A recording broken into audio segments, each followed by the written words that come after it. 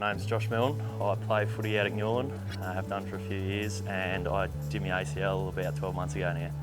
I was going to the footy and had an opposition player sort of fall across it, and I knew straight away, just from the feeling, that I'd done something real bad. I squealed.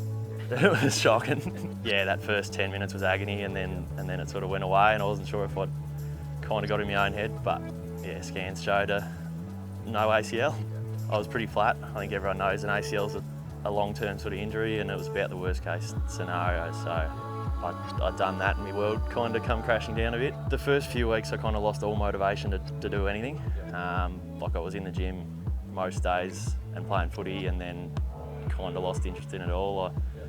I didn't really know what to do with myself, and sort of had this idea in my head of 12 months of can't do anything.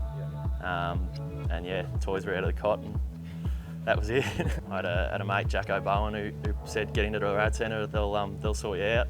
And sure enough, it gave me that spark and a bit of direction, and yeah, I've loved it. So early stages with a knee, they're pretty grim. Like you're just doing real basics, trying to get back going. A lot of sort of movement patterns and that sort of stuff, and then slowly progress through some hopping and jumping and that sort of stuff. And we got running again. I was always pretty keen to get back running, and was doing that at the first sort of opportunity. You got to keep ticking the little things, because the big goal was so far off. I think it was important to have those little stepping stones, and that first one for me was probably the running, and I would have been back into it probably earlier than was smart if it wasn't for probably your guidance. So it's always tough. I was very much go, and wanted to, you know, when I was feeling good, go a million miles in the air, and I think it was important to realise there was a bigger picture, that, you know, you weren't always going to be ticking every box, and that was okay.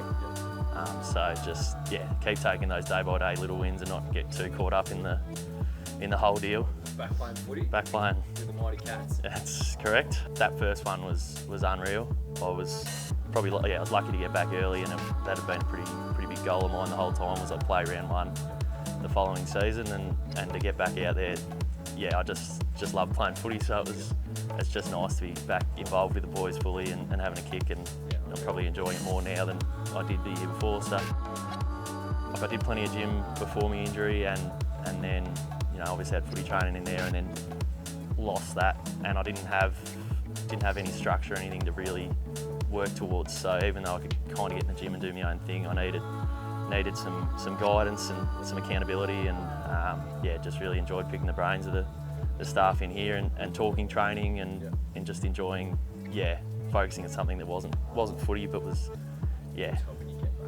getting me back there. Yeah, that's been one of the best things about it, is the social aspect, I guess. Is like I come in here and spend half my time talking to people, and it's good. Like you meet all sorts of athletes, you know, whether they're in here for just performance or in there, you know, going through similar injuries or whatever, and I think everyone's on the same side, and it's been nice. I mean, anyone who does a serious injury, I say, you know, it's worth it. You know, you can know as much as, or you think you know as much as you can about training, but I think having someone else to sort of guide you and support you and all that sort of stuff's been really good for me, and I don't see why you wouldn't. If you take your footy or whatever sport seriously, and you want to get back and play well, then you got to do the right thing by your body. So.